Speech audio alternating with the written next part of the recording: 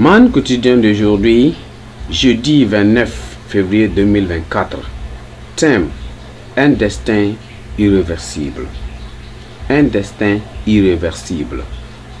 Texte de lecture: Luc chapitre 16 à partir du verset 19 à 31. Luc chapitre 16 à partir du verset 19 à 31. Il y avait un homme riche qui était vêtu de pourpre et de fin lin et qui chaque jour menait joyeusement et brillante vie. Un pauvre nommé Lazare était couché à sa porte, couvert de cerf, et désireux de se rassasier des miettes qui tombaient de la table du riche, et même les chiens venaient encore lécher cette terre. Le pauvre mourut, et il fut porté par les anges dans le sein d'Abraham. Le riche mourut aussi et fut enseveli. Dans le séjour des morts, il leva les yeux, et tandis qu'il était en proie avec au tourment, il vit de loin Abraham et Lazare dans son sein. Il cria: Père Abraham, aie pitié de moi et envoie Lazare pour qu'il trempe le bout de son doigt dans l'eau et me rafraîchisse la langue, car je souffre cruellement dans cette flamme. Abraham répondit: Mon enfant, souviens-toi que tu as reçu tes biens pendant ta vie et que Lazare a eu les maux pendant la sienne. Maintenant, il est ainsi consolé et toi tu souffres. D'ailleurs, il y a entre nous et vous un grand abîme, car que ceux qui voudraient passer d'ici vers vous ou de là vers nous ne puissent le faire. Le riche dit: Je te prie donc, Père Abraham, d'envoyer Lazare dans la maison de mon père, car j'ai 5 frères. C'est pour qu'il leur atteste ces choses, afin qu'ils ne viennent pas aussi dans ce lieu de tourment. Abraham répondit: Ils ont Moïse et les prophètes qui les écoutent. Et il dit: Non, Père Abraham, mais si quelqu'un des morts va vers eux, et ils se repentiront. Abraham lui dit: S'ils n'écoutent pas Moïse et les prophètes, ils ne se laisseront pas persuader quand même quelqu'un des morts ressusciterait. Le verset clé, c'est le verset 26 qui dit: D'ailleurs, il y a entre nous et vous un grand abîme, afin que ceux qui voudraient passer d'ici vers vous ou de là vers nous ne puissent le faire.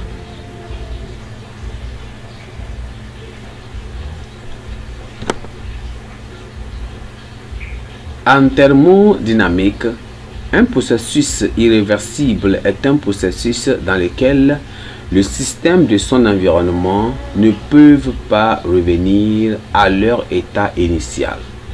Le carburant consumé au cours d'un long voyage ne peut pas se condenser à nouveau dans le réservoir. On dit qu'une chose est réversible lorsqu'elle ne peut être annulée. Notre texte se concentre sur Lazare, un pauvre mendiant, et sur l'homme riche, qui se sont retrouvés dans l'autre côté de l'éternité, où les desseins étaient irréversibles. L'homme riche a été jeté en enfer, un lieu de tourment, tandis que Lazare a été transporté au paradis. En effet, l'homme riche a supplié le Père Abraham de permettre à Lazare de tremper le bout de son doigt dans l'eau pour étancher sa soif. Le patriarche refusa en raison du grand fossé qu'il les séparait. Ensuite, il a demandé que quelqu'un soit envoyé de ce jour des morts pour avertir ses frères de se repentir, de peur qu'ils ne finissent aussi en enfer. Le père Abraham répondit qu'il y avait suffisamment de prédicateurs sur terre pour faire ce travail si seulement ses frères voulaient bien l'écouter. Alors, l'homme riche n'est pas allé en enfer parce qu'il était riche, mais parce qu'il ne s'est pas vraiment repenti et qu'il ne s'est pas occupé des nécessités pendant son séjour sur terre. Le pauvre Lazare apparemment menait une vie saine qui l'a qualifié pour le paradis. Notre étude montre que la mort met tous les hommes à un pied d'égalité et que Dieu ne fait pas d'acception de personne. L'enfer est un lieu de tourment pour les pécheurs impénitents, tandis que le purgatoire n'existe pas dans les lieux saints d'écriture, ou bien dans les saintes écritures. Donc la repentance est la porte d'entrée dans le lieu, et il n'y a pas de repentance après la mort.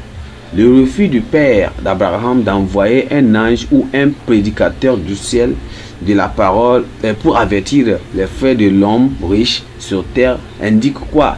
Indique la supériorité de la parole de Dieu sur la révélation angélique ou personnelle.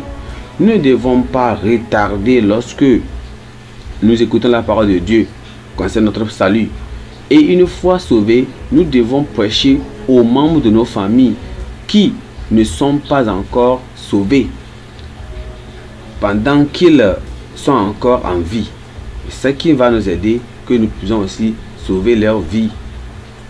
Encore, que le Seigneur nous aide vraiment pour que nous puissions prêcher la parole de Dieu, parce que après la mort, il n'y a pas de repentance. Il n'y a rien quelque part que les gens disent qu'il y a la purgatoire. Que quelqu'un meurt dans le péché, il va rester quelque part qu'on appelle le purgatoire, il sera purifié et on va prier pour la personne, il sera sauvé. Ah, il n'y a rien de la Bible comme ça. Donc, tout ça, ce sont des mensonges, des faussetés. Nous devons se repentir avant ce jour-là. Que le Seigneur nous aide. Pensez le jour, si la repentance était possible en enfer, aucune âme n'y résisterait. Regardez les douleurs, regardez les douleurs qui y sont. Qui va encore rester là-bas faire l'incrédulité, qui ne va pas se repentir? Alors, la repentance n'est pas possible en enfer. Aucune âme n'y resterait. La Bible en un an. 2 Corinthiens chapitre 1 à 4. 2 Corinthiens chapitre 1 à 4. Prions. Père, merci pour ta parole. Nous prions que Seigneur, tu nous aides. Seigneur, pour la repentance. Seigneur, pardonne nos péchés. Seigneur, nous revenons vers toi. Nous prions que tu nous donnes la grâce de rester dans le salut, rester dans la vérité, rester dans la sainteté, dans la pureté. Et ceux qui ne sont pas encore sauvés, Seigneur, aide-nous que nous allons atteindre dans la prédication, et aussi vont aussi être comme nous. Et jusqu'à la fin, Seigneur, nous allons rester fermes pour ton avenir.